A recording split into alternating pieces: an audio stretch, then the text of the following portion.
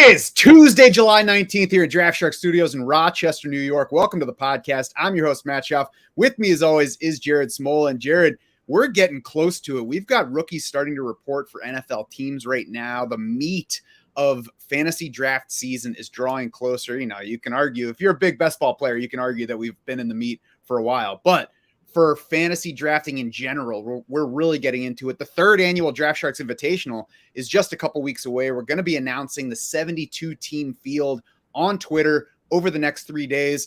And of course, Jared, we chose Fantrax to host this year's Invitational, you know, for a few different reasons. The feature-rich platform, though, is the primary thing. It can handle the quirks of our format, super flex scoring, tight end premium. Of course, it is 6 separate leagues that all feed into one overall leaderboard.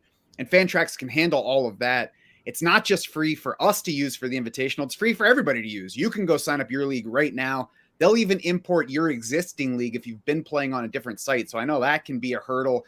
2 leagues that have been playing elsewhere for a while and they just don't want to change things up. It's worth it. You can go for free to Fantrax. They will import your existing league. They'll help you with any settings that you might have issues getting set up. And as we mentioned last week, if you go to fantrax.com/draftsharks and register that free league in July, you will automatically be entered for a chance to win a signed Travis Kelce jersey. Jared, I'm sure that you remember Giants outfielder Jock Peterson getting slapped in the face before a baseball game this season because there was a fantasy football beef lingering from last year, and it was like a settings thing. It was an IR problem. He announced that he's switching over to Fantrax just to avoid those types of issues this year. That's the type of story where I'm like, are we all living in a simulation? Like, this doesn't seem like it can be a real thing behind professional athletes that are, you know, getting paid millions and millions of dollars and they're getting in fights over fantasy drafts. But it was awesome. I'm pumped to be on Fantrax, pumped for the DS Invitational coming up here. And we will be live streaming all those drafts on our YouTube page. So you'll be able to get a sneak peek at what the Fantrax draft room and draft board looks like if you check out those live streams. I think any of us who have played in, you know, home type of leagues can imagine things getting to that level. It's a bit surprising that, like, what was it, 5 months later, it's still to the point where some dude's smacking another dude, but it makes for a great story, whatever the case. Fantrax League's free to Jock, free to us, free to you. Get started now at fantrax.com/draftsharks. Jared, today we're going to hit the 5th division in our preview series, so we're more than halfway now. And we're going to start with the Chicago Bears of the NFC North. The coaching changes are big on this front. Yeah, Matt Nagy and Bill Lazor out as head coach and offensive coordinator. Last year's Bears were pathetic.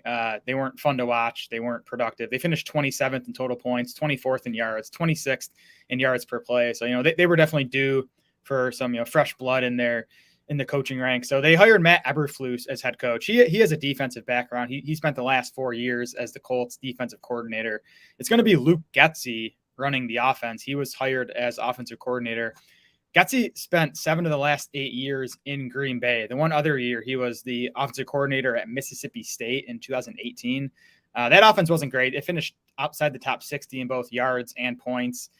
That Mississippi State team did average 39.5 rush attempts per game versus just 24.8 passes. So it was definitely a run-leaning offense. Never know how much stock to put into that, you know, when you're talking about college football.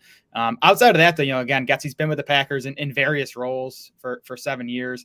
He was with the Packers under 2 coaching staffs. Under Mike McCarthy to start, he was the offensive quality control coach and the wide receivers coach for 4 years. And then the last 3 years under Matt LaFleur, Getsy had titles of quarterback coach and passing game coordinator. You know, LaFleur, offensive-minded head coach, so you kind of think the offenses were his. I don't know how much say Getsy had, but it's just worth noting those Packers offenses, 15th, 26th, and 16th in pass rate. So they were kind of a, you know, balanced, even run-leaning offense despite having Aaron Rodgers. And then also it was a slow-paced offense, 18th, 32nd, and 31st in situation neutral pace were those Packers. Yeah, I have absolutely no idea what to make of the new coaching staff in terms of its projected effect on the Bears, because Matt Eberflus is a first-time head coach. Luke Getsy is a first-time OC, at least in the NFL, as you mentioned. I mean, it can't hurt that he worked under Matt LaFleur in a successful run over the past 3 years at Green Bay, worked under Nathaniel Hackett there, who was the OC and is now the head coach in Denver, worked under Aaron Rodgers, who, of course, is probably running things more than most quarterbacks for that offense. It was the passing game coordinator for Green Bay the past 2 years. So I think overall, I'm just going to project no impact. I think Matt Nagy leaving can't hurt versus what Chicago turned into, but I'm certainly not boosting anything for the coaches. They do get a QB's coach who comes from the Vikings. Of course, we mentioned they imported guys from the Packers, so it's interesting that they have some intel on other teams in the league. I know the Vikings have new coaches now, so maybe negligible there. The most experienced offensive coach might be Tyke Tolbert, who is their wide receivers coach and passing game coordinator now. So, again, the overall takeaway for me is, I don't know. We'll see what this coaching staff has, but at least it's something new. Yeah, and I think if the Bears had it their way, they'd probably finish this season top 10 in run rate. You talk about having a second-year quarterback who can contribute on the ground in Justin Fields and a pretty nice duo at running back. Again, I think they want to run the ball, but the Bears have a win total at DraftKings Sportsbook at 6.5 wins, and there's heavy juice to the under. So this is going to be one of the 5-6 worst teams in the NFL. I think that's going to push them towards the pass. I projected them at 57.5% pass this season. Yeah, that's where I'm at too. They're tied with the Lions and two others for the fifth lowest win total projection. And as you mentioned, other teams are even getting more juice on the over down there than the Bears are. So I don't expect a very good team. I think they'll probably have to pass a little bit more than they want to. But the other factor in there is Justin Fields will turn some of those dropbacks into rushes. And when you look at the end of season pass run split, they're going to show up on the rushing side of that. So that'll even, push the pass run further away from the pass. On to Justin Fields, who, is easily the most interesting Bear, whether you like him or dislike him here. He had a rough start to last year, either in real football terms or fantasy terms. Failed to eclipse 16 fantasy points in his first 5 starts. The specifics there depend on your scoring format, but fell short of 11 fantasy points in 4 of those games. Then 20 plus in each of his final 4 full games. Points per game over that span would have ranked him 6th among quarterbacks for the season. I'm not saying that's a reasonable level to expect him to score at this year, but clearly shows what the upside is. And Fields put up those numbers despite just 1 game of more than 1 touchdown pass, just 2 games of 2 total touchdowns. So it's not like he had these outlandish games to, really inflate that point total. So clear fantasy upside to him as a player, even if he continues to be mediocre in real life terms. Yeah, the passing stuff got better for Fields over the second half of his final 5 starts, but even then, just 211 passing yards per game and 1 touchdown.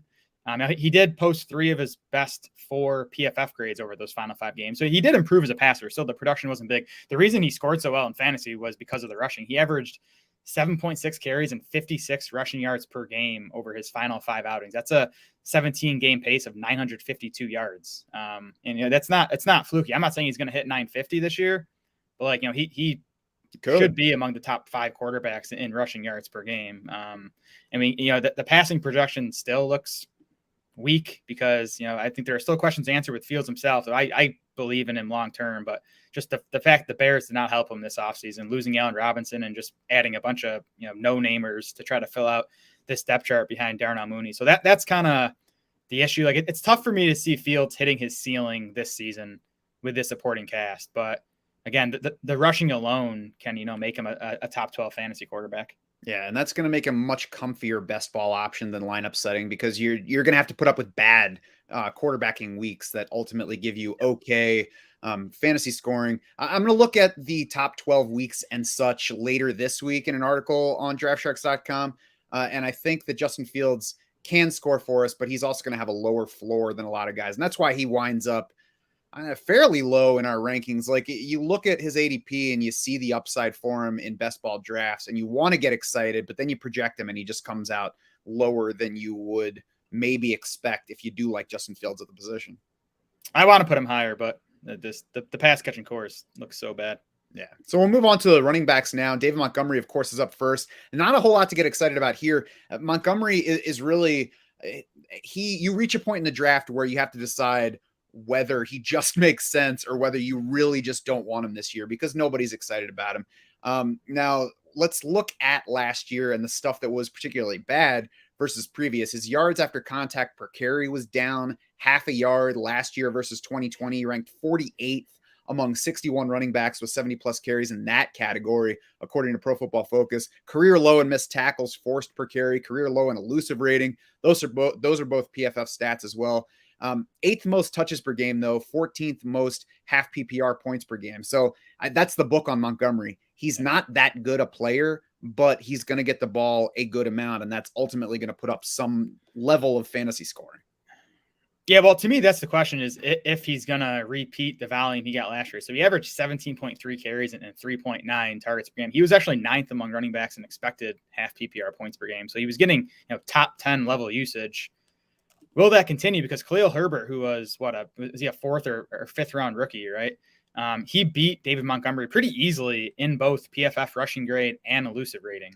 And now you have a new coaching staff coming in who, has no ties to either of these guys. So that's a big question for me. I'm going to be looking out for in training camp and preseason, is if we're going to get more of a split of this backfield this season than we did last year. I do think Montgomery is pretty safely locked in as the primary pass catching guy. He's been good there. Khalil Herbert, didn't come into the NFL with much experience there and didn't do a whole lot of it last year. So I think that's a decent floor for Montgomery, but I'll be curious to see if he loses more rushing work to Herbert this year. I'll be curious to see it as well, but I wouldn't bet on it heading in. The NFL just doesn't tend to sit down productive lead rushers. I don't know. I doubt that they look as much as we do into stuff like elusive rating and things like that. I think they look at a guy that's been leading the backfield, has been fine at it, and they keep giving him the ball.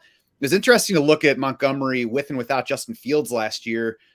With no Justin Fields, he had 69.3% of Bears carries, 10.8% target share.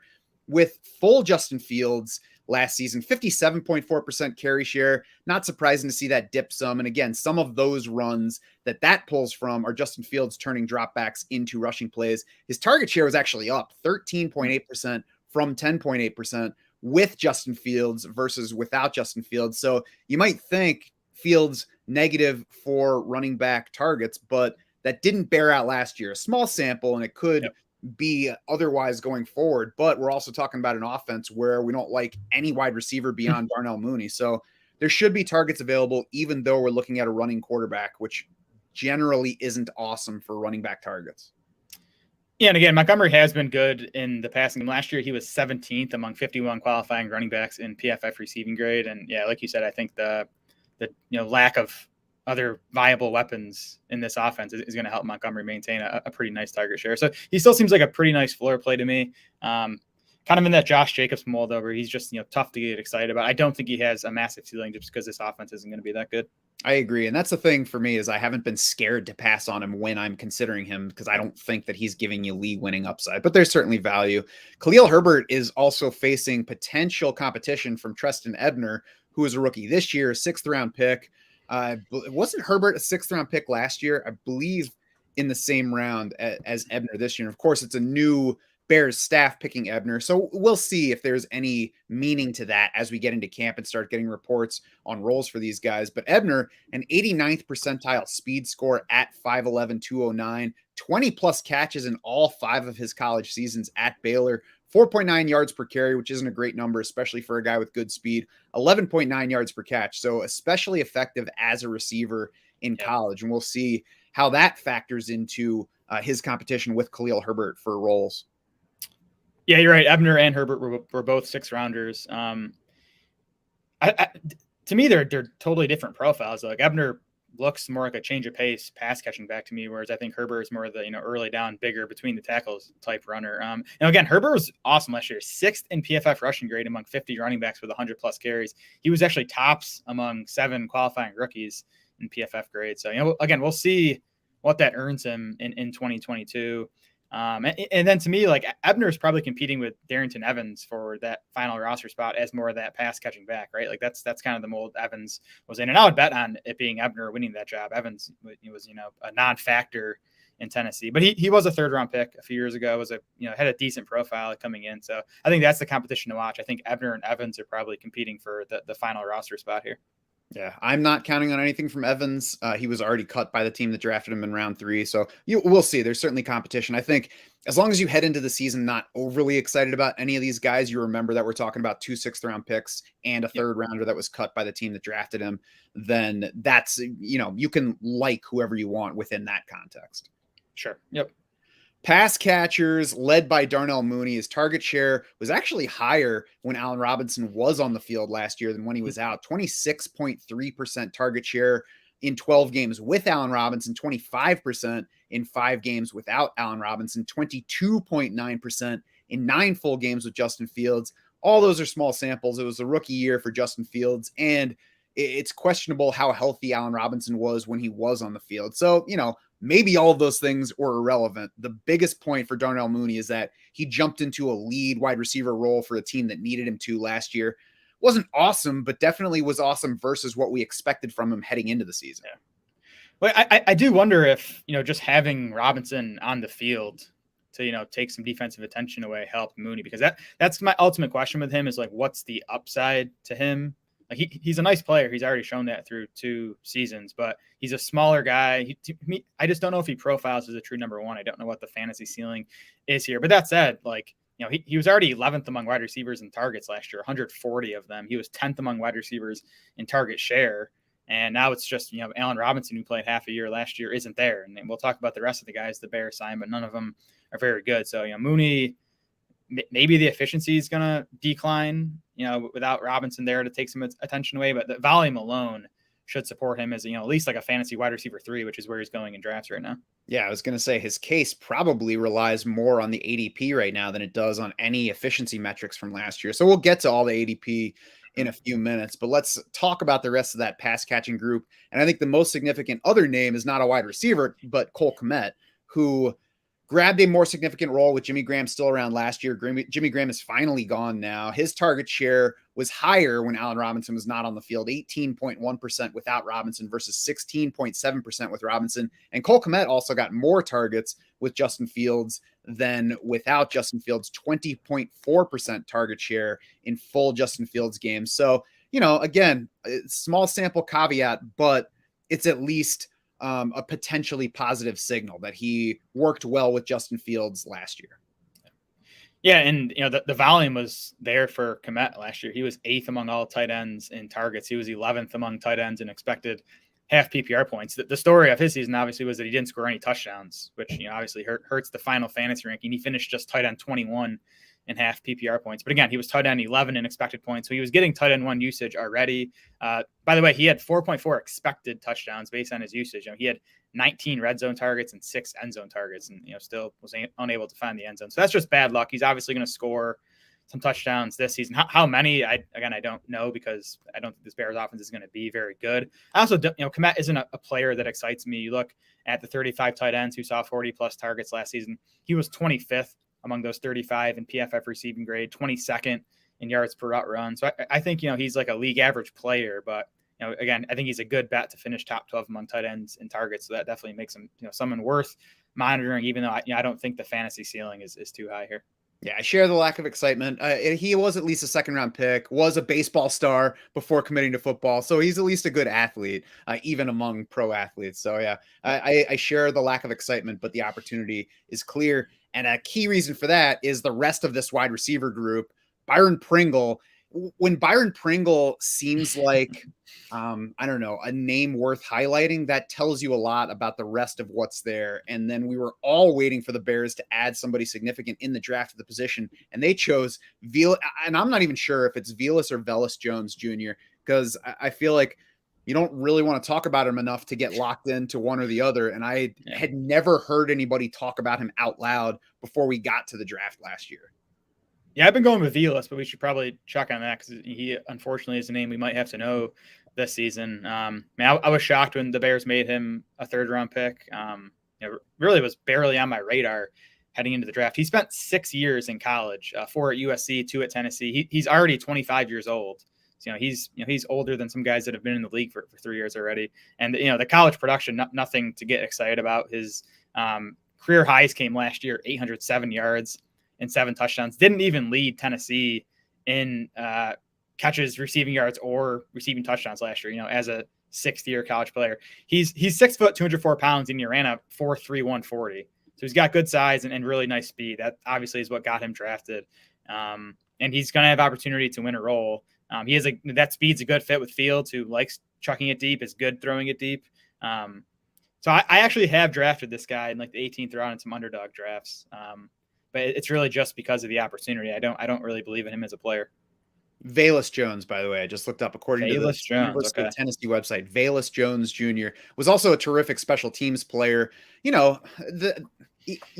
After they draft him, we all got a good chuckle. And then you say, well, I guess I'm not drafting that Bears receiver. But if nobody is, as you mentioned, he's sitting there in round 18. And especially if you have Justin Fields already, it becomes a why not pick. And I mean, after the way that he has been greeted into the NFL, I hope he makes us all look silly and does stuff, just because it'll be a nicer story if he does, outperform everybody's expectation. That said, tough to expect a whole lot from his 2022 fantasy profile. Behind them being Velus Jones and Byron Pringle, N'Keal Harry, who just arrived via trade, Daz Newsome, Tajay Sharp, Dante Pettis, David Moore. So the Bears are going with last year's Texans model of just collecting all those wide receivers that you heard of at some point before. And again, that's just the argument in favor of Mooney and Cole Kmet, is that those guys have the opportunity to claim pretty big target shares. I do think I would bet on it being Pringle finishing second among these wide receivers in targets. He got just a 1-year, $4.1 million deal, but it was basically fully guaranteed. So his roster spot is secured. He's a fine player. He did some stuff with Mahomes in Kansas City. It's going to be much tougher in Chicago, but I do think he's the best bet to finish second among Bears wide receivers and targets. But even Pringle's a guy you only consider in the final few rounds of best ball drafts. Yeah, and it's worth noting that the Chiefs let him walk on just a 1-year deal when they brought in a whole new crew of wide receivers. So nothing to get excited about, I don't think, from Byron Pringle. So let's move on to the ADP review section. We're going to be using Underdog ADP as always. If you register on Underdog now with the promo code SHARKS, you can get 100% match up to $100 on your first deposit. Promo code SHARKS at Underdog. Justin Fields ADP is QB 16. Fair. I'm certainly getting some. I've been getting some in that range. He's been in that range all off season. Again, Jared, I would love to say that he belongs in the top 12, but I just don't think so when you project it. Yeah, it's just because there's so many quality quarterbacks. It's sort of the issue, like in that range. But it would not shock me at all if Fields finished. If he runs for, what would we say? He was on pace for 950 rushing yards. If he does that, he's going to finish top 10.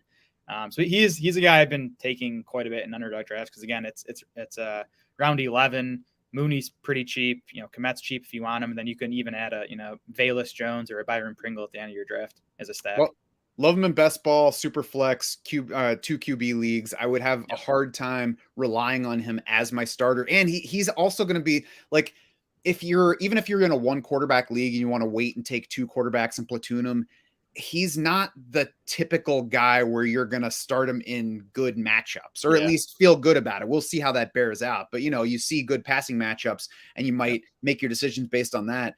But if you do that, you miss, a 65-yard rushing day from Justin Fields in a bad matchup. Yep, agreed. Running back, David Montgomery is at RB 20, Khalil Herbert, RB 51, Treston Ebner at RB 97. It comes up pretty much anytime I draft. I get to Montgomery and I'm like, he's fine here, but I just don't want him. So I love when I have at least 2 running backs before Montgomery comes up, because then I can be like, well, not looking running back here. I'm just going to take a wide receiver. Yep, I'm with you there. But I mean, you look at the numbers, and RB20 is definitely not a bad price for Montgomery. Again, he was 14th in half PPR points per game last year, 9th in expected half PPR points. So the ADP is already baking in some risk that he loses some work to, whether it be Herbert or Ebner. So he's fine there. Herbert is a guy I've been taking a lot of at RB 51, 14th round on Underdog. I think, to me, he's still the handcuff to Montgomery. Again, I think Ebner profiles is more of a change of pace pass catching guy. We'll see how that plays out in camp. So I think worst case, you're getting a nice handcuff in Montgomery. Then again, I think there's a chance that he eats into Montgomery's work enough, or maybe he gives you, some starting weeks in best ball, even if Montgomery stays healthy. My biggest problem with Herbert is he's right behind Kenneth Gainwell, who I think has an easier path to work without somebody getting hurt than Khalil Herbert does. Behind them, a little bit further, a little bit more than a round behind them, Marlon Mack, Jamal Williams. I think those guys are, I think Marlon Mack has a better path to immediate work. And I think Jamal Williams has at least as much handcuff upside. And again, probably almost definitely gets more work even without the starter going down than Herbert does. Yeah, I like the Jamal Williams call. We'll talk about him in a second here. Wide receiver, Darnell Mooney, wide receiver 28. So the concern with him for me would be if the situation and what he did last year is elevating expectations too high. That's not the case by his ADP. So he's at least a solid value at that point and certainly has the upside to well outscore wide receiver 28. Yeah, I think he's definitely safe. And I guess he has the upside because, he already finished top 12 among wide receivers and targets last season. He could definitely do it again this season. So that's where the upside comes from. Again, I still don't know if, he as a player has the upside to be that true number one receiver. But if he's going to see 140, 150 targets, I guess he could definitely finish, at least top 20. Yeah, I'm not overweight on him, but he is a good player in that range, especially if you start with a couple of running backs and you're looking to gather wide receivers in that range. It's a nice area of ADP to gather 3 guys if you're picking in the right spot to be able to do that. Yep. The next Bears wideout in ADP is Byron Pringle at wide receiver 97. So you don't have to like anybody else here. It's all guys that you're saying, okay, I already have Justin Fields. It's a best ball roster. Who am I going to take with my last pick to stack and try to steal some points? Yeah, I'm only taking those guys if I have Fields. And, if I'm looking for a wide receiver in round 18, I will look to Pringle or Jones. Yeah, I would just slightly add to that if I have the Vikings, who I believe is who they play in week 17. Lions. That's right. That's an even sneakier one because the Vikings are playing the Packers. So, yeah, Bears, Lions that week. So that makes it less attractive because if I already have Jared Goff, then I probably already don't feel great. And I want to forget that I'm working on Bears, Lions stack. Bears Lions in Detroit though, so it's going to be a dome game. You don't have to worry about weather, so that makes it.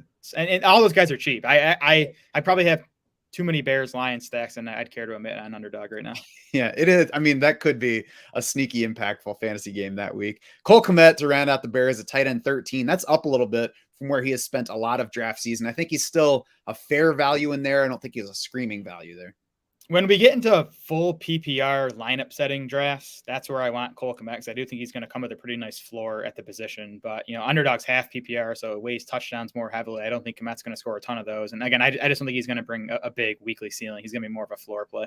Yeah, I think those expected TDs calculations need to factor in that you play for the Bears. Yeah.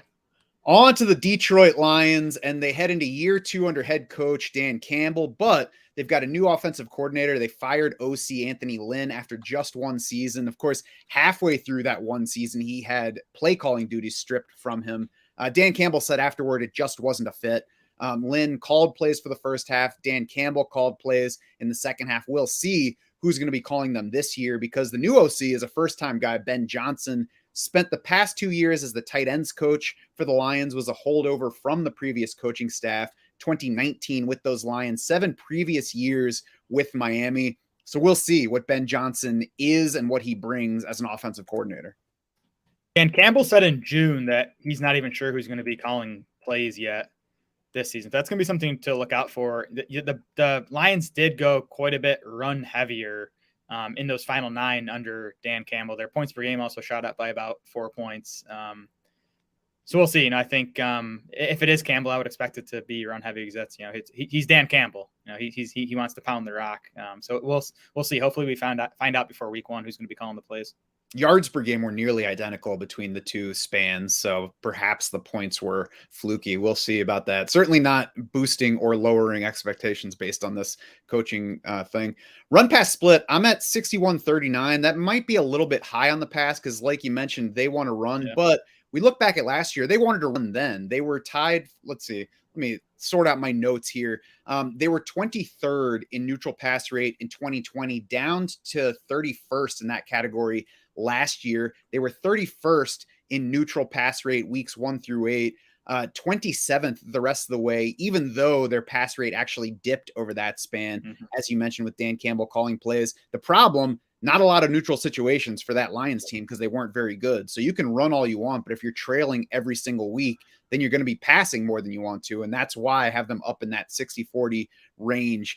We'll see if they can be better. They're tied for the 5th lowest win projection in the league at 6.5, but there is some juice on the over. There are pockets of people saying maybe the Lions could surprise and contend for this division. I can see that, but the money is still on them not being a good team. So I think that's going to bring down the run rate. Yeah, I think they're going to be better at least. And you're not good, but I think the 6.5 win total is fair. I think they win, 6-7 games. I have them at 57.5% pass. I guess probably because I do expect them to, be in neutral or leading game scripts a bit more. I mean, again, even last year when they sucked, they were 55% pass only over those final 9 games under Dan Campbell. Now they did add weapons to the passing game, so that might push them a bit more in that direction. But 57.5% pass for me. Yeah. I have the higher number. I say even with that, it might be high on the pass, and I would not be surprised. I don't think it ultimately matters too much in the rest of the projections, but we'll get to the positions now. And QB Jared Goff is just another reason not to pass the ball a whole lot because he's still not very good. His first Lions season produced his worst PFF overall and passing grade since his rookie year.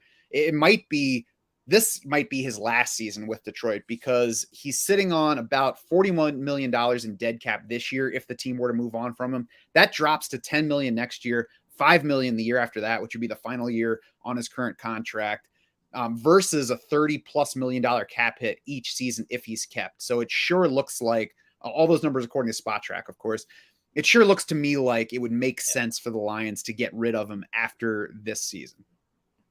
Yeah, I could definitely see that, especially with the incoming quarterback class looking strong. I don't know, part of me wants to be optimistic about Goff and fantasy this year, just because we've seen him put up nice fantasy numbers with a good cast of weapons with the Rams. And I think this Lions group has a chance to be good. I mean,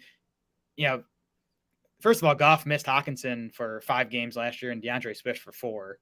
Then the wide receiver core, outside Amon-Ra St. Brown was just bad. And they add DJ Chark in free agency. They draft Jameson Williams with the 12th overall pick. So, this group has a chance to be much better than it was last year. And again, we've seen Goff be like a borderline quarterback 1 with good weapons.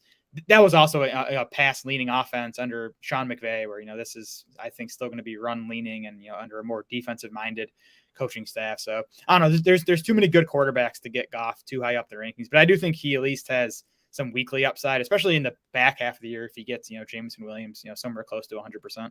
Yeah, I would say the reason to draft Jared Goff is because it's late and he does start in the NFL. He's going to start for this team throughout the year unless he gets hurt. He had 3 top 12 leaks last year, 2 others among the top 14. So he certainly can get up into that range, especially if the pass catchers are better. And I agree that there's the potential for that to be. I think the best way to play Jared Goff is to stack with either TJ Hawkinson or DeAndre Swift, because he likes to operate in the shorter range. And those are the more upside, shorter range guys. We'll talk about everybody as we move on. Running back specifically, Jared Goff targeted his running backs on 24.8% of his passes last year. That was 3rd highest among quarterbacks with 300+ attempts last season.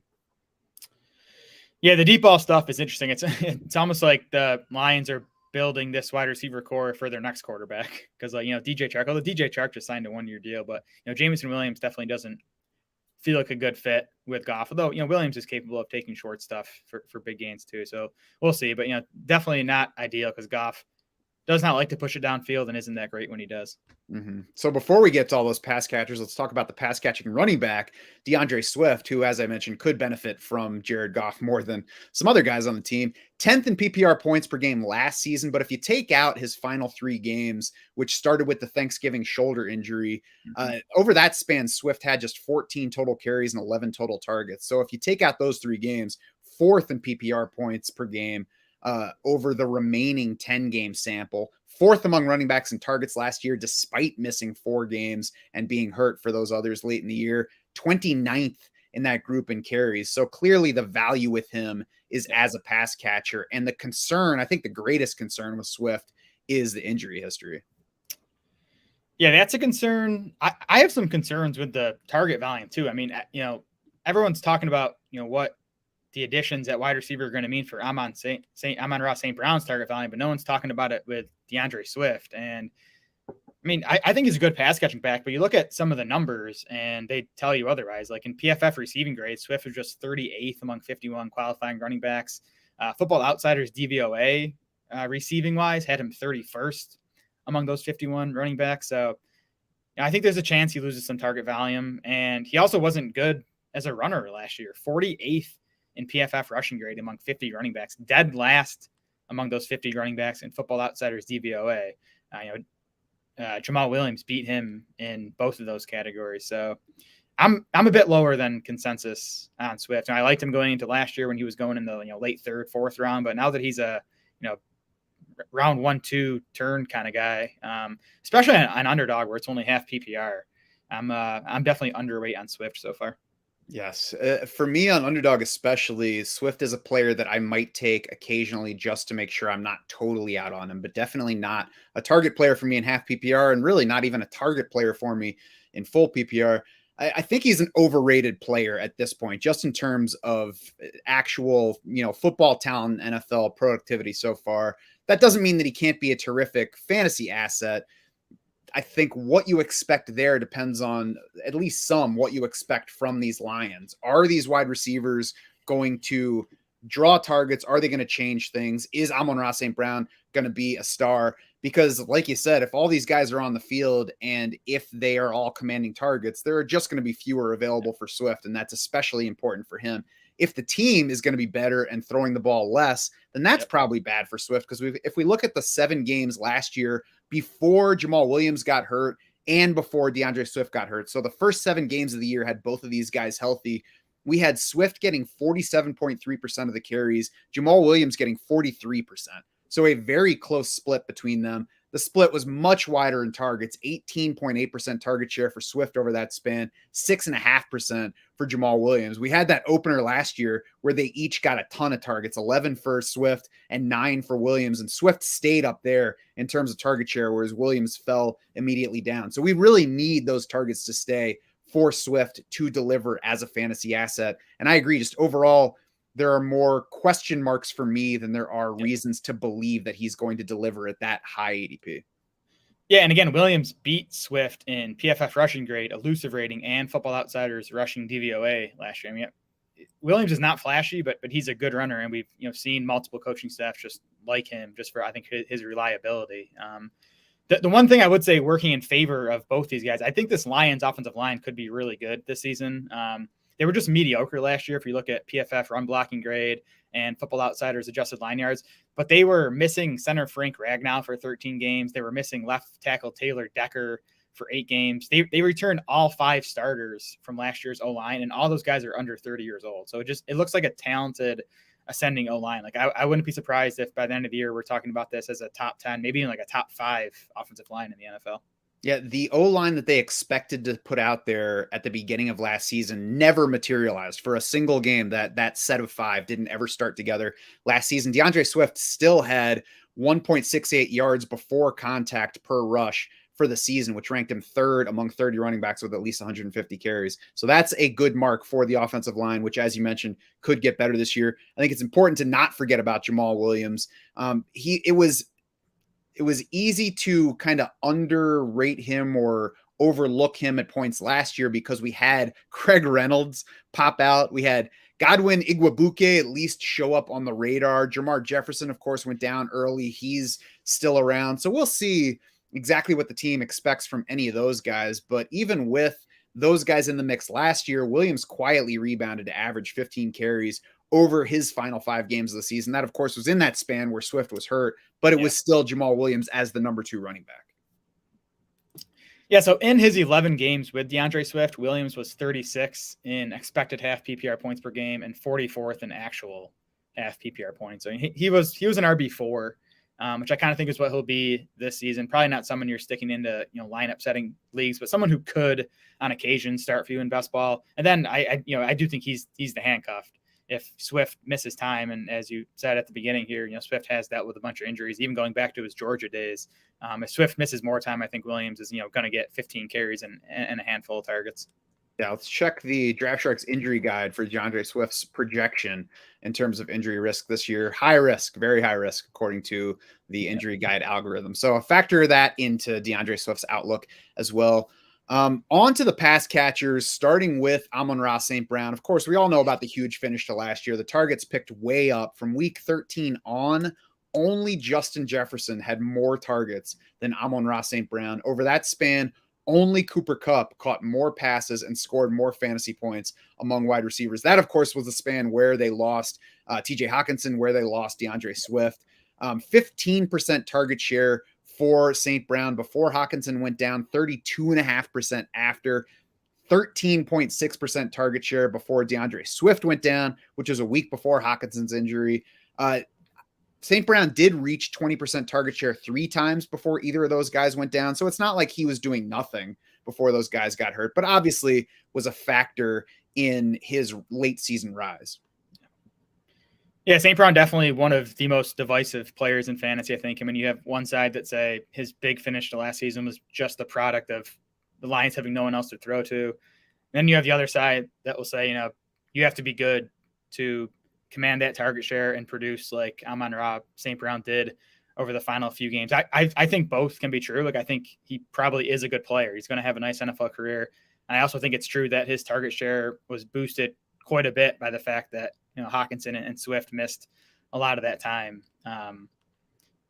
Again, I'm willing to buy into him. He's going late enough where he's obviously not priced for the final run he had last season when he was one of the most productive fantasy wide receivers in the league. But I also don't think he's going to see anywhere close to the 30% target share he had over that stretch. Yeah, regardless of who got hurt and who's available for your team, you have to be good to get 32.5% target share in the NFL at any point during the season in any situation. That said, if he were a superstar, then he probably would have gotten more earlier in the season before guys went down. So, you don't have to disbelieve in the player to say that he's in for a fall. But as you mentioned, he started draft season higher up than he is right now. So he's easier to take in some drafts at this point. His 7.1 yard average depth of target last year also fits Jared Goff's game much better than either DJ Chark or Jameson Williams. It's even 0.3 of a yard shorter than where Hawkinson was in ADOT last year. So I think that might be the greatest factor working in Amon-Ra St. Brown's favor. Yeah, so over the final 8 games of last season, he was 4th in PFF receiving grade among 68 qualifying wideouts. He was 15th among those 68 in yards per route run. So like he played well. It was not just the fact that there was no one else to throw to. Let's jump over Hawkinson and to the wideouts because DJ Chark, as you said, arrived on a 1-year free agent deal. Jameson Williams arrived as the 12th overall pick in the draft. Now, Jameson Williams is an exciting player long-term. I don't want any part of him for 2022 fantasy because he tore an ACL in January. So we've already got a difficult transition from college to the NFL for a receiver. Plenty of guys have starred right away. Plenty more guys have come along slowly because it's difficult to get used to the NFL game. So you put that in with an unexciting offense that we don't expect to be too friendly to wide receiver scoring. Yep.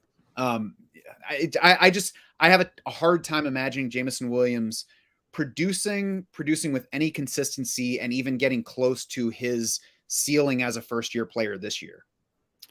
Yeah, so it was January 10th in the national championship when Williams tore his left ACL. There was also some meniscus damage to that knee. He was able to get surgery a few days later, January 13th. So, that puts the 9-month out from surgery at October 13th. So, that we should consider that the earliest possible time we see him back. So he's going to miss at least the first month of the season. Tough to see him, doing a whole lot in his first 2 games back. So I think best case, it's the second half of the year. To me, the place to take Jameson Williams is in these best ball tournaments where, again, all the money's at the end. You need to have big scores at the end. And I think he has a chance to be a difference maker, over the final month of the season. So, in these underdog best ball drafts, in the FFPC basketball tournament, that's when I'm going to take some shots on Williams. Once we get to more standard leagues, more lineup setting leagues, I think, he's going to be tough to make a case for, considering it's going to be at least, for the first half of the season before we can consider using him. Yeah, we'll talk more about ADPs as we get beyond this section. Anything on DJ Chark before we go back to TJ Hawkinson?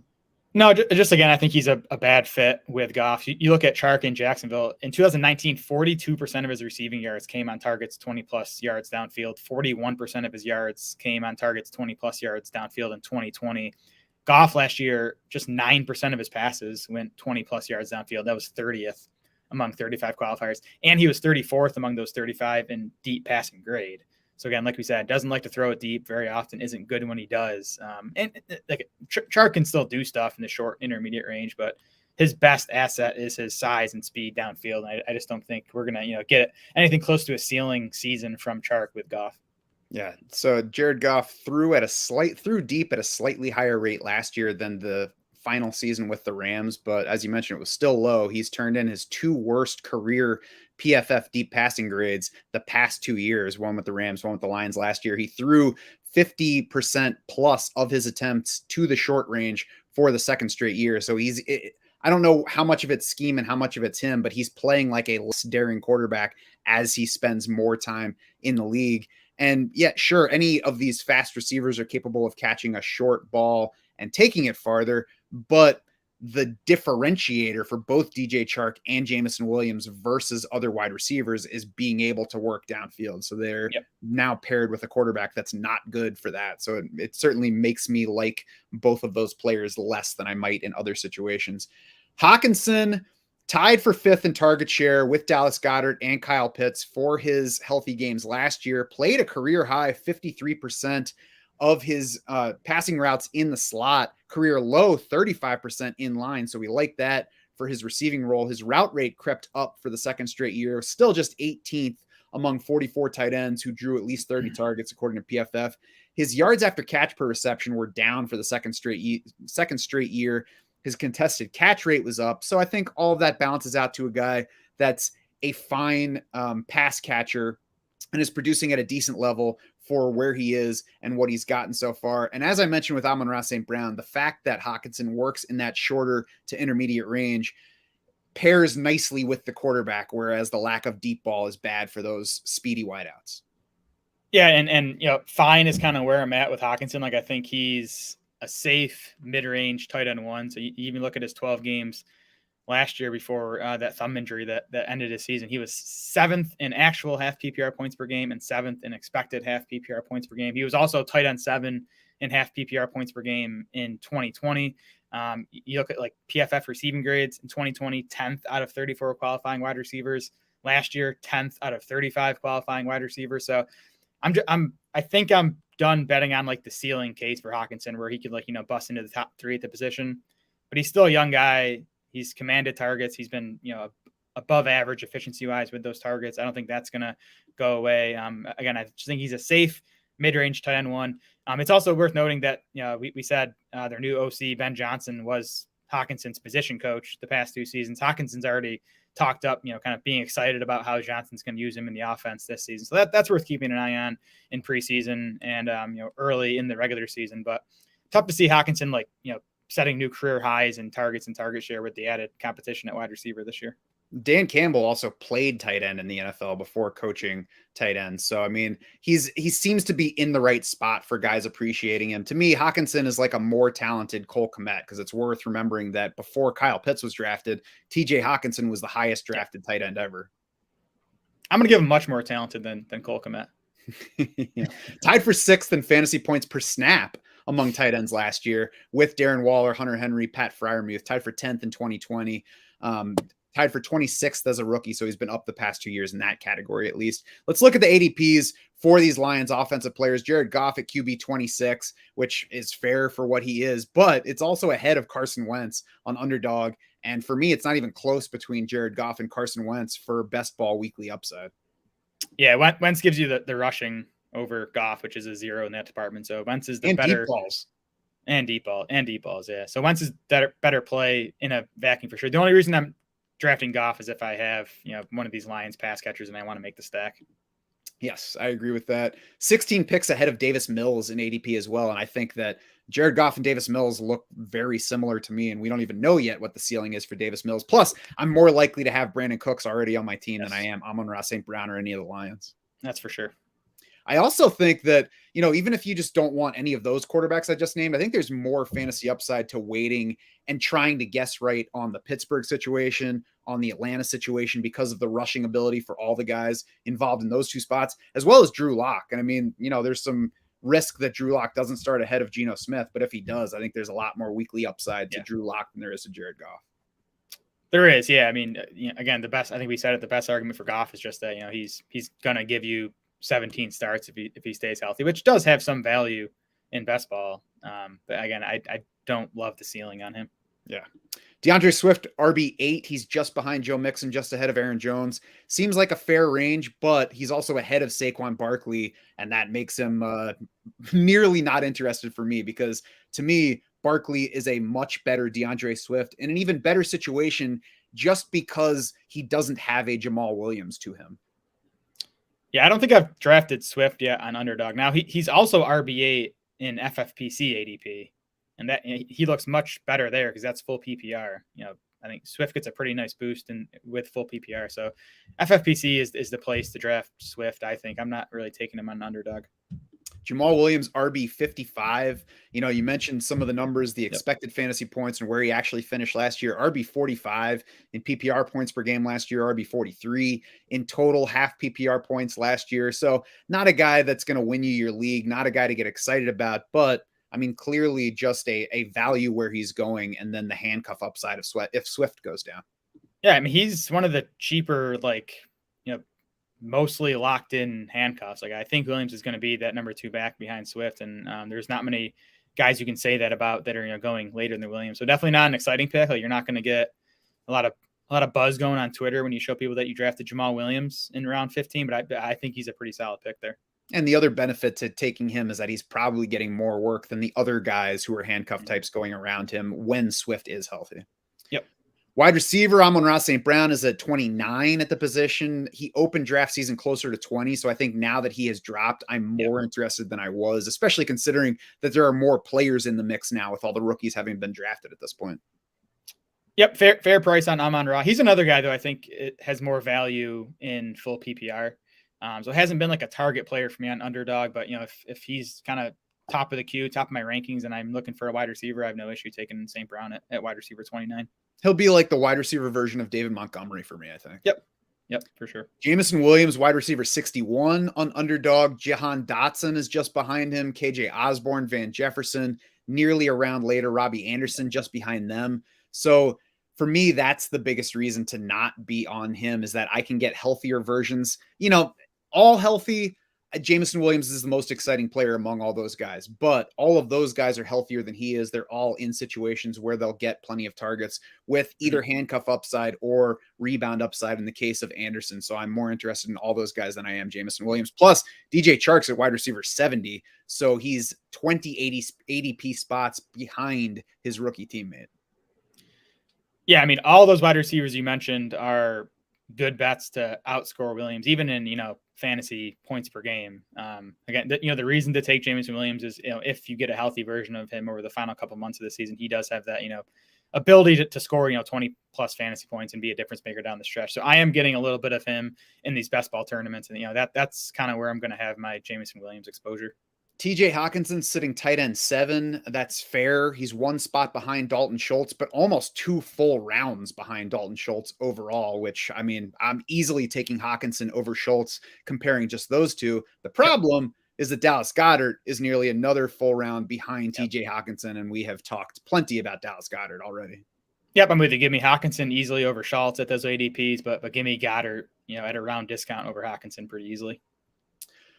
So that moves us on to the Green Bay Packers, Jared, and there are some coaching changes here, same head coach, but some coaching changes just below that.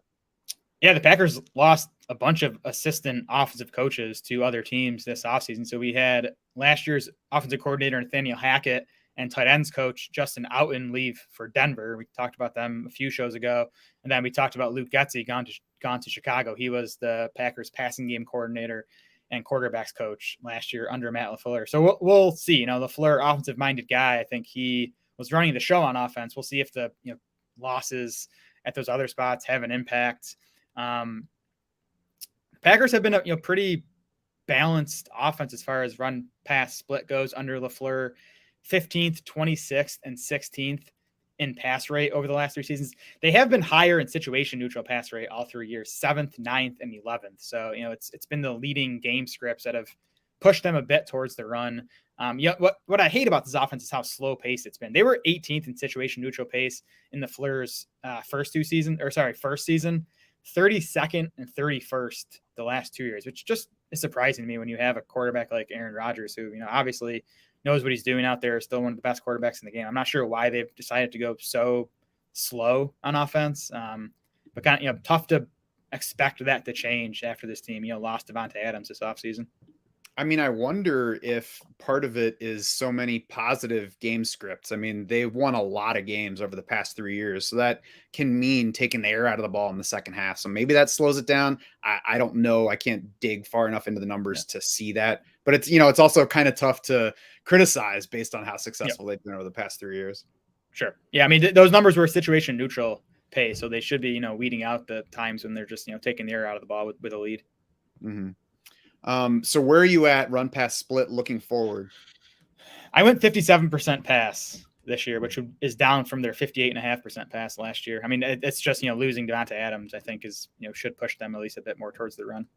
Yes, I would agree as well. And they've been trending a little bit further toward the run, still above average in terms of how often they want to pass in neutral situations. But I mean, it just looks like a team that should lean a little bit further the other way. I have 59-41 for projection purposes. I would not be surprised if it's below that. And I think ultimately it won't really matter because I'm not projecting anybody for big numbers in the passing game here. Yep, for sure. On to quarterback. Aaron Rodgers turned 38 in December. He's still around after it's easy to forget that this offseason began with another turn of the where's Aaron Rodgers going to play this season? And then he wound up, extending with the Packers. And then shortly after that, it was like a week later, the Packers traded away Davante Adams, which was shocking. Now, I'm not going to project Aaron Rodgers to fall apart because Davante Adams is gone. Yep. But from a fantasy standpoint, I mean, you have to add a gigantic red flag to his outlook because Davante Adams accounted for 30.5% of Aaron Rodgers' passing yards last year, 34.2% of his touchdown passes. That's despite missing a game. In 2020, 32% of the yards, 37.5% of the touchdowns. That was despite missing 2 games that season. So Davante Adams has basically been a third of the passing offense the past 2 years when Aaron Rodgers has rebounded for good fantasy numbers. Yep, I looked at the total passing fantasy points Adams accounted for, 34% last year, 35% the year before. So like you said, he's been a third of Rodgers' passing fantasy points. And Rodgers, obviously still playing at a high level last year. He was good in fantasy, quarterback 6. He was 4th among quarterbacks in PFF passing grade. But I don't care how good you are when you lose Davante Adams and don't add anything significant to the wide receiver core. That's going to hurt your fantasy production. The other thing with Rodgers too is he's gotten older. The rushing has gone away. His rushing yards per game has declined every year since 2016, and he averaged a career low 6.3 rushing yards per game last year. So he's almost a zero running the ball now. And you tack that onto the fact that I think his passing production and efficiency is going to have to decline without Davante Adams. Rodgers is a tough guy for me to get excited about drafting. Yeah, I mean, obviously the targets are going to go somewhere else because they're not just going to not throw the ball at all. But Davante Adams was hyper efficient in catch rate, hyper efficient in touchdown. So it has to hurt at least some. We'll see where it goes. The ADP at least has come down on Aaron Rodgers, but we'll talk about that more in a few minutes. Running back, I think this is a group that gets spotlighted a little bit more because of the Davante Adams trade. Overall, A.J. Dillon edged Aaron Jones in carries last year. Aaron Jones more than doubled Dillon in targets. And Jones's late season knee sprain definitely factored into that rushing split. When Aaron Jones played 50+% of the snaps last year, he handled 51% of the team's carries, 15% of the team's targets. Dillon handled 33% of carries in those games, 5.1% of targets. Sure, that can change in the third season for A.J. Dillon and just the second year of really a significant role for him after he was a second-round pick a couple years ago. But Aaron Jones has been operating as, the quote-unquote clear lead back. You could argue about what makes you clear lead, but he has been the lead rusher over the past 2 years with A.J. Dillon around. For sure. And I mean, even last year, if you look at their roles, so they played 14 games together last season. In those games, Jones was 15th among running backs in expected FPPR points. A.J. Dillon was down at 46. And that's largely Jones just did a lot more in the passing game than Dillon did. I mean, both these guys were awesome last year. So 50 running backs, 100 plus carries last year. Dillon was third among those 50 in PFF rushing grade. Aaron Jones was seventh among those 50 in PFF rushing grade. So, it's like a cliche thing to say, especially like around this time, that this team should get both these guys on the field together. But, the Packers really should get these guys on the field together, and then probably be splitting Jones out into the slot or out wide or whatever, and keeping Dillon in the backfield. Cause they are the team's best two weapons on the offensive side of the ball. So we'll see what their plans are there. But again, they're both talented guys. I do still think Jones is the guy you want in fantasy because of the receiving stuff. And, you've probably seen the splits of Jones's numbers in games without Davante Adams. So there have been 7 of them over the past few seasons. Jones has averaged 6.7 targets, 5.1 catches, and 55 receiving yards in those games without Davante Adams. I don't think he's going to hit those marks this year, but I mean, it definitely makes sense that his involvement in the passing game is going to get a pretty nice boost without Davante Adams.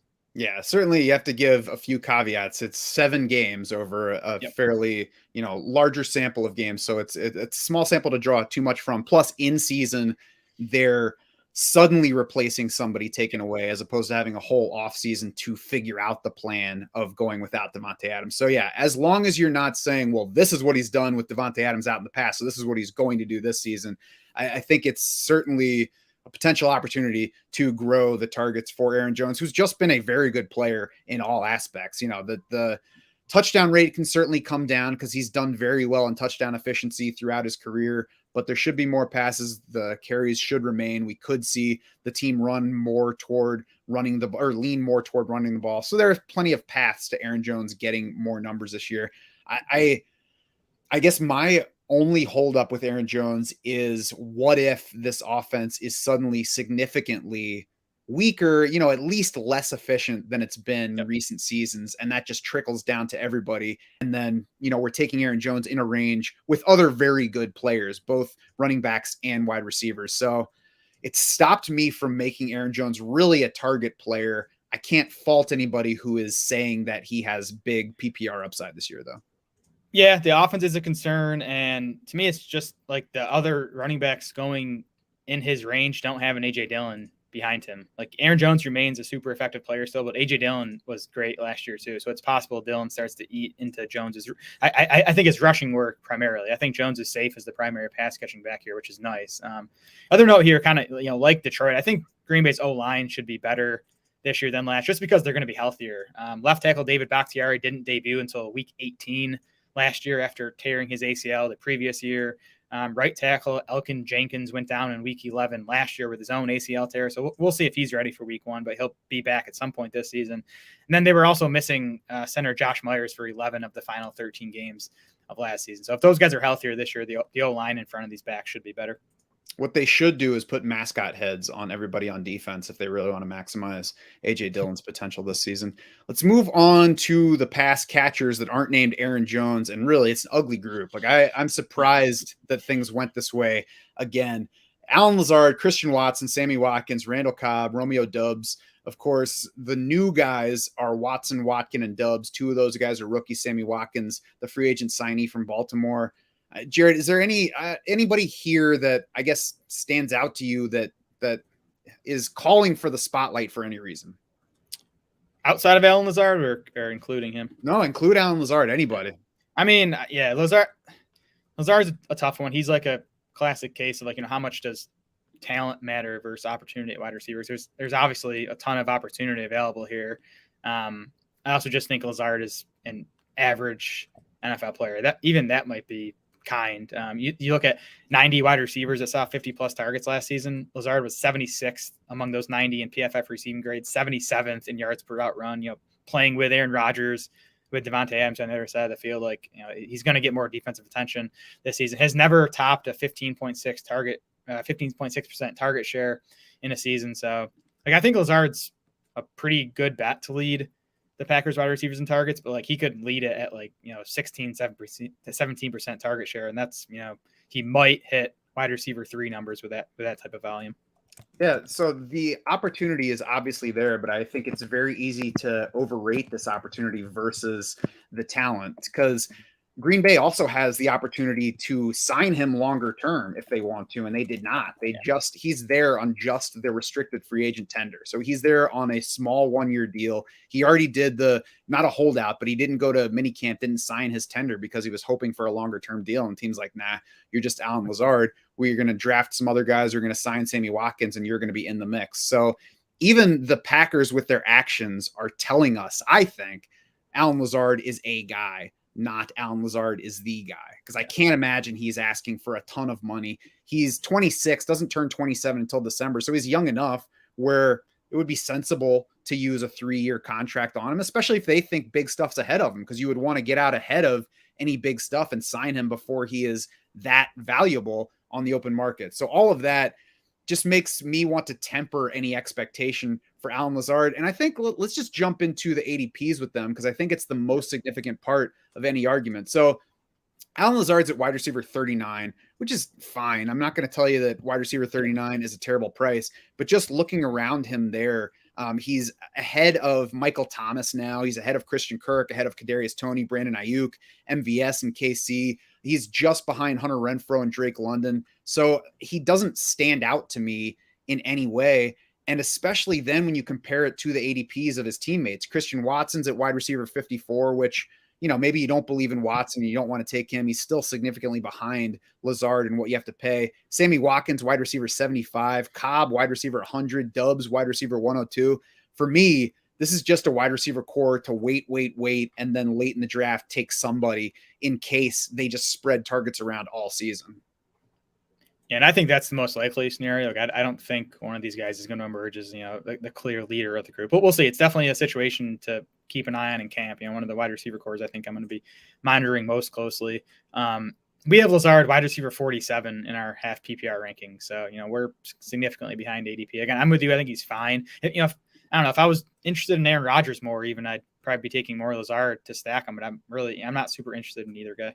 Yeah, and I'm not scared of missing out on anything in this passing game. I don't think Allen Lazard's going to turn into wide receiver 18. I don't think he's going to be this year's Darnell Mooney. I think he's just going to be okay at best. Yep, I agree.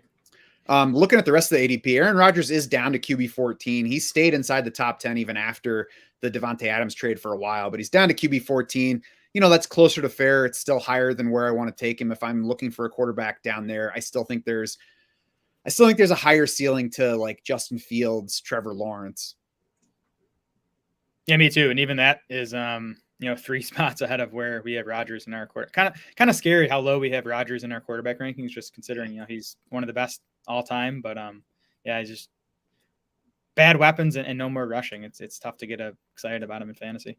Yeah, and a team that's not, wasn't throwing the ball like Tom Brady's Bucs were last year. You want to say if Tom Brady can do it at 45, then Aaron Rodgers can do it at 38. Yeah, it's fine. He can do it. But if he's throwing 26 times in a game and doesn't have Davante Adams, then it's just not going to be anything special. Running back, Aaron Jones is at RB9. Again, he's ahead of Saquon Barkley. That's the biggest beef for me, especially when I'm drafting single rosters. I will take Aaron Jones ahead of Saquon Barkley 0 times if I'm just doing a team that I'm setting the lineup every week. Yeah, me too. As far as Barkley goes, I do think within like 2 weeks, that's going to be flipped and Barkley's going to be going higher than Aaron Jones. So then it'll become more of a decision. Again, Jones is another guy like Swift. I definitely prefer him if you're getting a full point per reception. Yeah. AJ Dillon, RB24. It's fair. I think we're getting close to, I don't want to say ceiling because, things can happen that boost him from there. But if he and Aaron Jones stay healthy all year, I think that's pretty close to the ceiling for AJ Dillon. Yeah, well, the ceiling if Jones misses time is the reason to draft Dillon, especially in these best ball tournaments, because he is, I think, an easy top 10 running back if Jones misses time this season. But I think it's going to be tough for him to hit RB24 if Jones is healthy. And Dillon's got the opposite of Jones, where he does have more value in underdog, where it's just half PPR.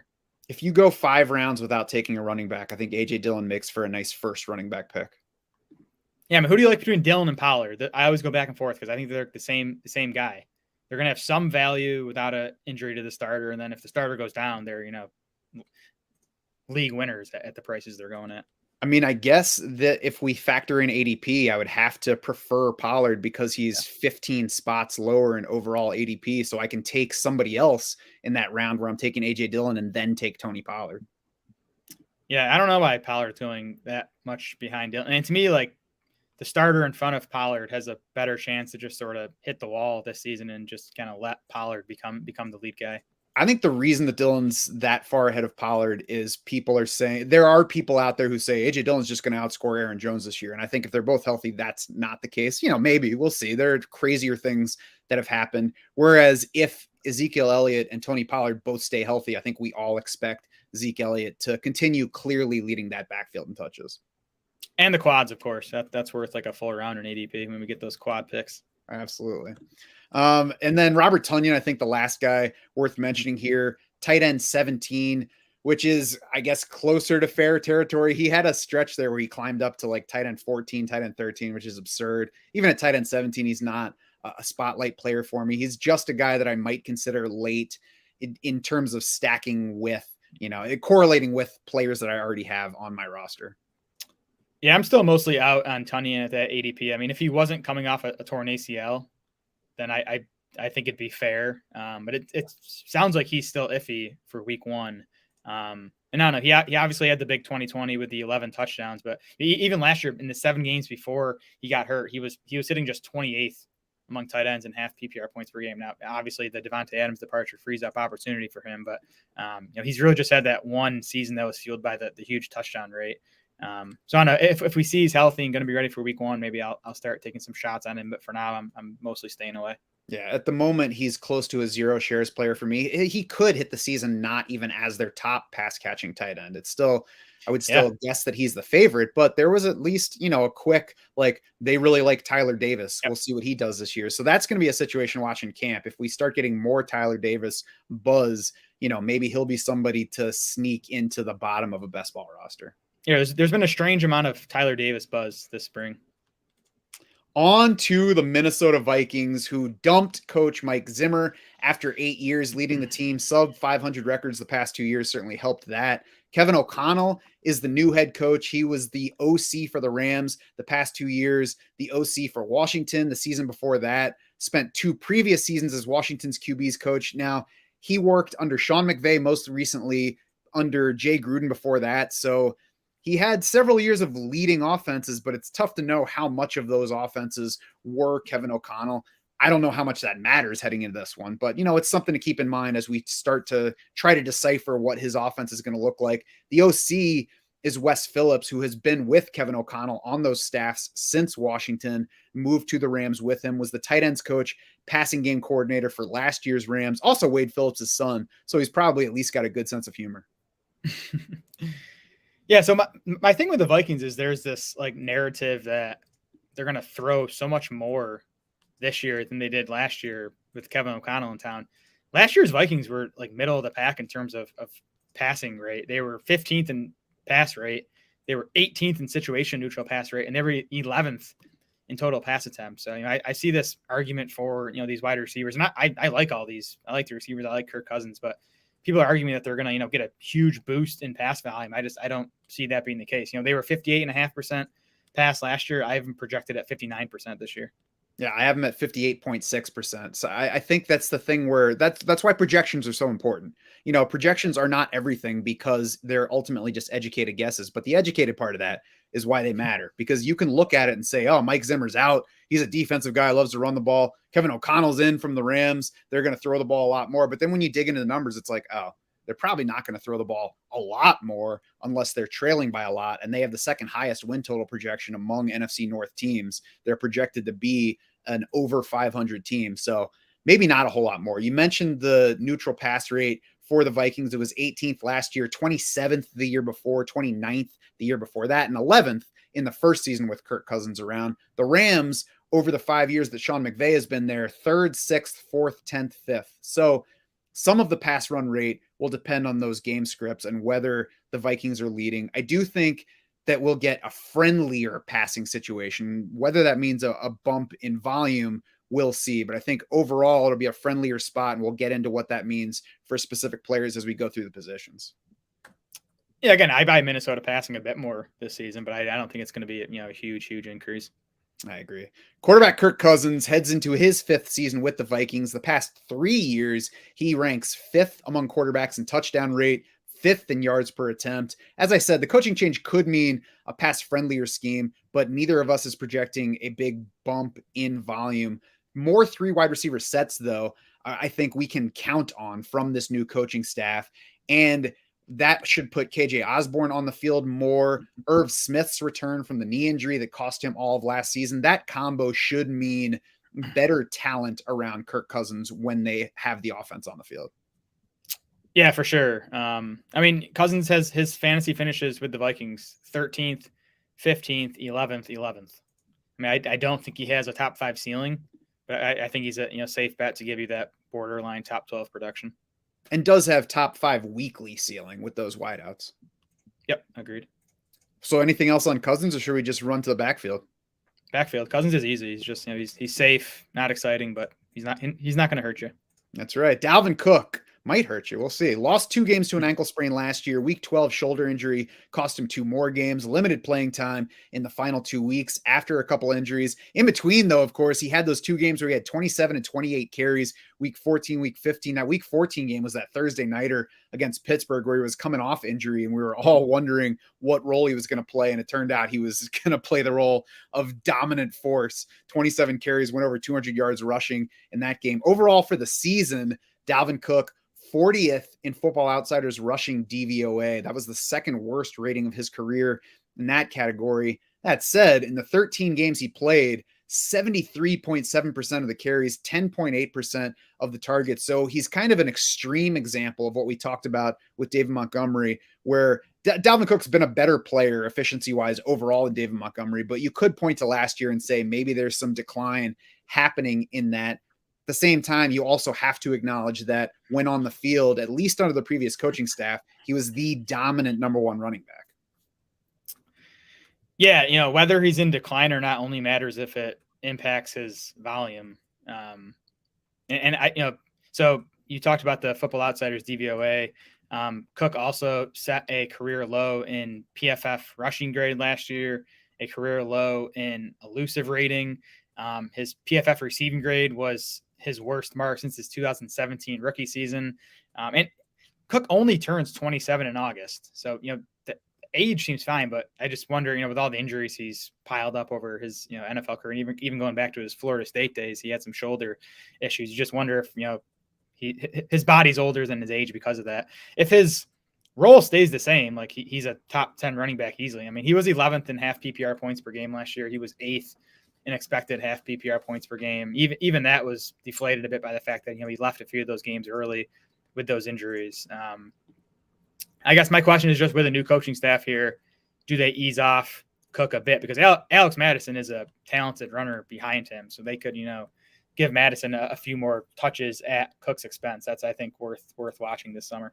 I think it would probably be good for everybody involved if they gave a few more touches to Madison. I think they could do that without hurting Dalvin Cook's fantasy outlook, and might ultimately help him by keeping him a little fresher as the year goes on. There's certainly a chance that the collection of injuries over time is wearing on him. There's also the chance that he rebounds from last year and performs better in those efficiency categories. I mentioned DVOA. He did previously have a worse DVOA, and he rebounded from that to jump back into the top 10 the following 2 years. So, we'll see about that. Ultimately, I think the whether to draft him depends at least as much on the people going around him at ADP. And we'll talk about that in a few minutes. On the injury front, looking at the Draft Sharks injury guide, Dalvin Cook and Miles Sanders lead the way among running backs as most likely to miss time. Cook's projected for 3.6 missed games. So that is certainly an alarming thing, especially when you're talking about somebody that you probably have to take late in round 1. Yep. That said, we talked about Alexander Madison. He is one of the few running backs that is the clear handcuff. And I mean, we can look at other situations and think we know. This is one of the few spots where we absolutely know who the replacement is for Dalvin Cook. And Jared, I think this might be, with Tony Pollard, the 2 situations in the entire league where I would strongly consider handcuffing the running back to the starter. Yeah, I mean, I think Madison, Pollard, and Dillon are, the three most valuable handcuffs. Pollard and Dillon have some standalone value. They're also going way, way higher in drafts than Alexander Madison. I mean, Madison, we've seen him do it. So the last 5 games that he played in without Dalvin Cook, Madison in half PPR points finished RB3, RB7, RB6, RB5, RB13, and he gets massive workloads in those games. Like Minnesota's not afraid to give him 20 carries and a handful of targets. So, I love Madison, especially in these best ball drafts as like a 4th running back, because he can win you a lot of money if you time it right, and Cook misses some time late in the season. Yeah, Madison would be my number 1 in terms of actually handcuffing to the starter. I know it's something that you don't want to do in general, and I obviously get the argument for it, and I think it's true. That doesn't mean there aren't exceptions. And to me, Madison is the greatest exception because he's going late enough that you're not drafting him over guys that you need to start. You're drafting him there, knowing that if Dalvin Cook goes down, you can put in Dalvin Cook 2.0 and still approximate the production. Dillon's going way too early for me to handcuff to Aaron Jones. I think you're drafting him in a range where you need somebody who can start for you. So I'm taking Dillon only if I don't already have Aaron Jones. Tony Pollard's close to that range. We talked about ADP. I think he's going later enough that you can make a case for it. Still probably like too close to Zeke where I'm putting those two guys together, but I don't mind taking Dalvin Cook in round 1 and then Madison in round 9.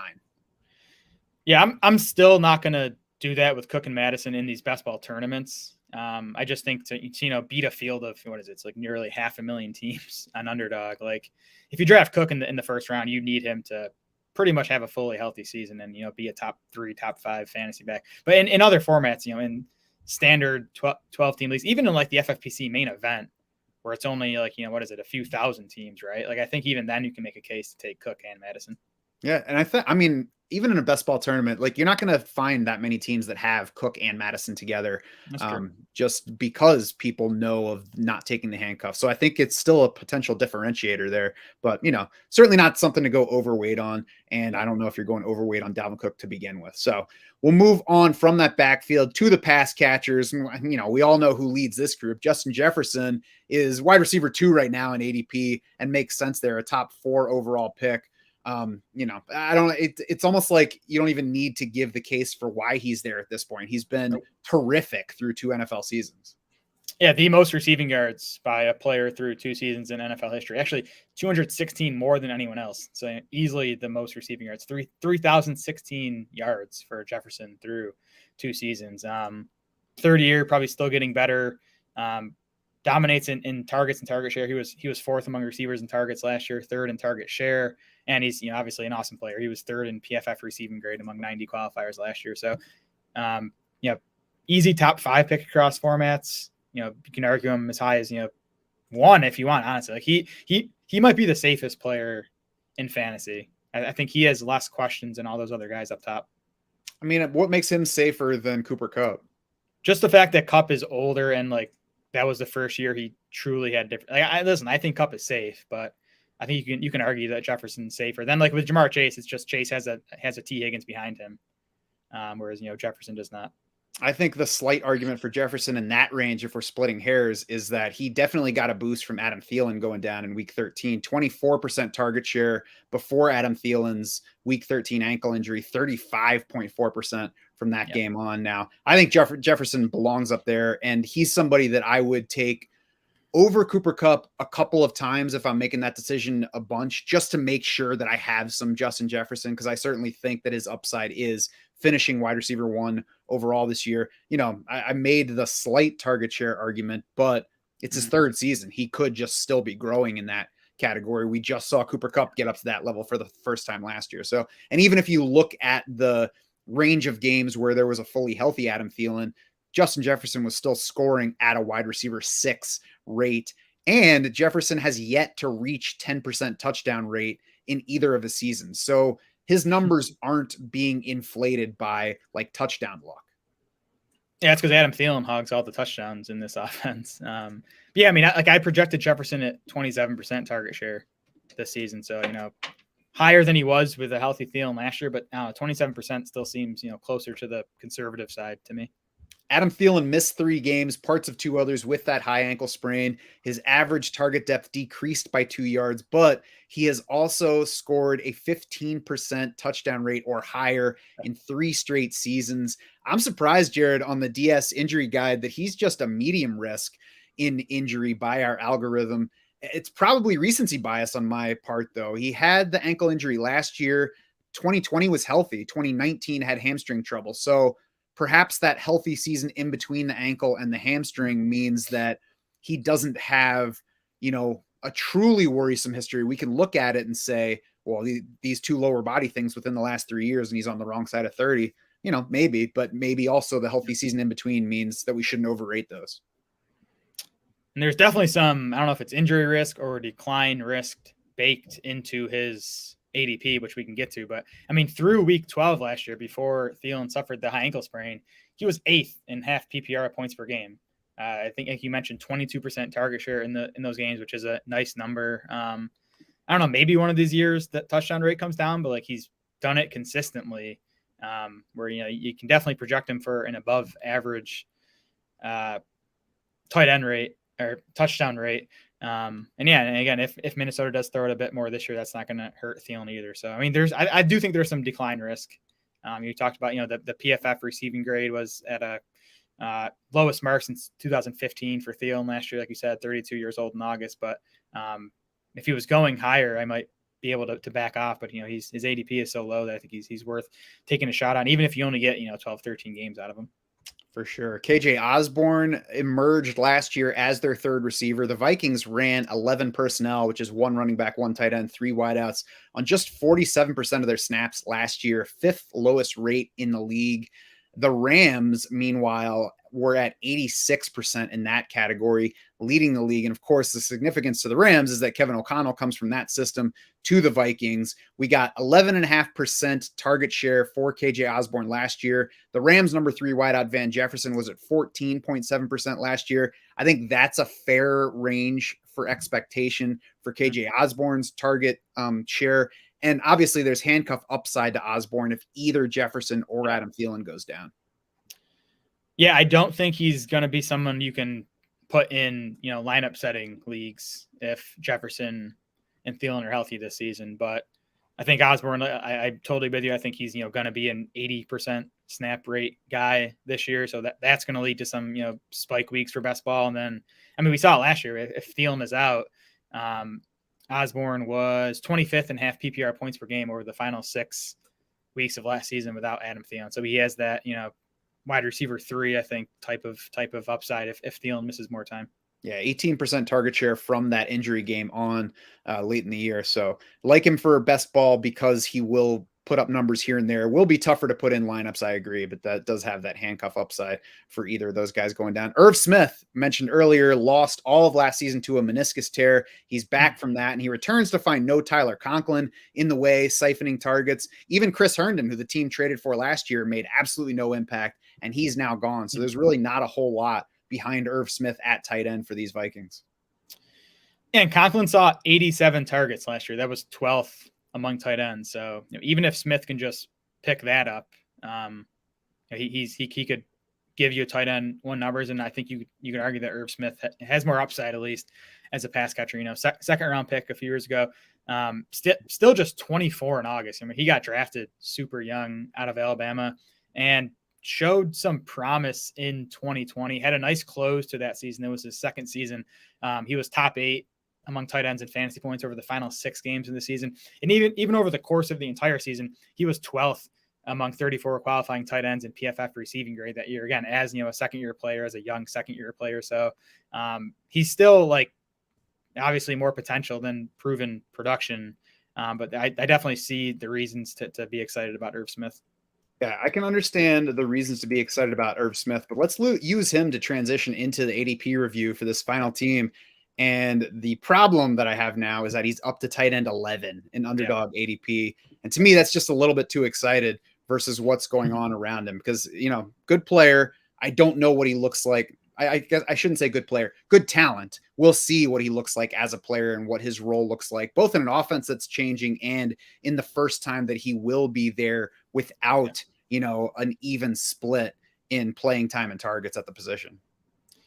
Yeah, tight end 11 is definitely rich. If you look at the actual ADPs, though, there's a pretty big gap between Zach Ertz at tight end 10 and then Irv Smith at tight end 11. And then there's like 5 or 6 other tight ends going within 2 rounds of Irv Smith. So it's kind of a bunched group. I think we were talking before the show that, this range of tight end, it's going to probably be, vacillating throughout the summer based on, who's getting the buzz, who makes a good play in preseason or whatever. So I do want some Irv Smith because I definitely see a path to him being a top 12 tight end this season. But I do hope that ADP sinks at some point in August because that's, I'm not going to say he's priced at his ceiling, but I think he's priced pretty close to it because, again, if Jefferson's healthy and especially if Thielen's healthy, like there's not a path for Irv Smith to, finish top 5 among tight ends and targets. Yeah, I think the best way to draft Irv Smith right now is with Kirk Cousins, who's at QB 15 in ADP. And you can take one of those wide receivers with Kirk Cousins as well. So I think the best way to draft Kirk Cousins is after you have already taken a Vikings wideout, and then you add Irv Smith to that in a best ball stack because there will be touchdowns going around. Kirk Cousins is not going to be running them in. He is QB 15, as I mentioned, he's QB 13 on FFPC. Jared mentioned the fantasy finishes earlier. 3 of his 4 Viking seasons have found him inside the top 11, but nothing higher than QB 9. I'll have that article on spike weeks and scoring reliability later this week on draftsharks.com. Backfield, Dalvin Cook, RB5. He is 9.1 overall. He's just ahead of Najee Harris and Joe Mixon, just behind Derrick Henry. Really, none of those guys are players that I'm comfy with totally fading. I think any of them could slip to the top of round 2. I'm not taking one clearly ahead of the other 4. I think it's just a range where I would mix the exposures and also factor in the wideouts that are in the same range, primarily Stephon Diggs for me. Yeah, I have forced myself to get some Dalvin Cook because I don't want to be out on him. Like he could still finish, as a top 5 running back, especially in points per game this season, but he's definitely not my top target, or even my top 2 or 3 target in the back half of the first round. I think there's definitely reasons to be worried about Dalvin Cook. Yeah, Alexander Mattison RB40 is going in the same range on FFPC. Like I mentioned, he and Tony Pollard are kind of the 2 cuffs that I'll consider attaching to the starter, and I think Madison's pretty easily the most attractive because he offers those ADP savings versus Pollard, and because Cook is going earlier than Zeke Elliott is. Yep, Madison's probably my favorite RB4 target. It's fun. He's going right next to Rachaad White, and I'm excited about Rachaad White. But you think about it, and it's the upside to Rachaad White is to be what Madison is that high end handcuff. I guess you could argue that talked about the Fournette weight issues, conditioning issues. Maybe there's a better chance that White overtakes Fournette than there is Madison overtakes Cook. But I mean, they're very similar players. Madison's just proven. Well, White's also a great example of not assuming that we know too much about the handcuff situation because we all are guessing that Rachaad White is the primary running back if Leonard Fournette goes down, but they still have Keyshawn Vaughn around. They re-signed Giovanni Bernard. So we don't know that Rachaad White would take over. We do know that Alexander Mattison would take over. So it's pretty easily Mattison over White and the other guys in that range for just that factor. Yep, good point. Wide receiver Justin Jefferson is number 2. Like I said, at the position, 4th overall in underdog. I think he belongs in that range. Death, taxes, and Adam Thielen going too late. Wide receiver 32. He's after Chris Godwin, after Amon-Ra St. Brown, a round behind Juju Smith-Schuster, 2+ rounds behind Gabe Davis, Allen Robinson, and the Broncos pair. We should be embarrassed, folks. I'm not embarrassed because I'm getting plenty of Adam Thielen. I'm enjoying the discount. I mean, yeah, there's risks, but again, he was what would I say, wide receiver 8 in half PPR points per game last season. I think he's going to be a top 20 wide receiver in points per game this year. And if you get 12 weeks of top 20 production at wide receiver 32, you're doing well. Yeah. I'm not embarrassed either because I'm not letting Adam Thielen stick around there. I'm just benefiting from it. So it's nice to see. KJ Osborne is at wide receiver 66, within a round ahead of him. Just to give some context, Jarvis Landry, Jamison Williams, Jahan Dotson, Jamison Crowder, Joshua Palmer, Devontae Parker within a round behind Osborne, Jalen Tolbert, Van Jefferson, Robbie Anderson, DJ Chark. I think Osborne fits into that range, somebody that I will get some of, not the guy that I'm taking over everybody else in that range. Yeah, it's a fair price. Really, in that range in general, I'm taking guys that complete stacks for me. So if I have Kirk Cousins, I'll take KJ Osborne over those other guys you mentioned. If not, I'm probably looking elsewhere. Yeah, I can get on board with that as well. Robbie Anderson's probably been the guy that I've taken most often, especially because he's the most likely guy in that range to slip because nobody likes him at this point. But it's a range to get some wide receivers, and there are plenty of guys in there that I don't want to be totally out on. Irv Smith, we mentioned, tight end 11, a little bit rich for him. So that's going to do it for this 5th episode of the divisional preview series of the podcast. You can find all the previous 4 episodes on draftsharks.com. Check out the slick new page that they built for our podcast on draftsharks.com, because you can see, whether you like it or not, you can see our faces doing the video version of it now. You can subscribe on Apple. You can follow us on Spotify direct from there. You can subscribe to the YouTube channel.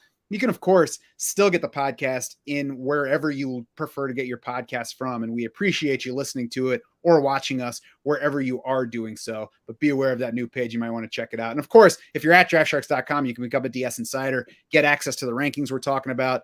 Check slick new page there, Jared, too. I talked about the podcast page, but the rankings page, way different from what it used to be. Lots more information, and really just kind of cool to look at.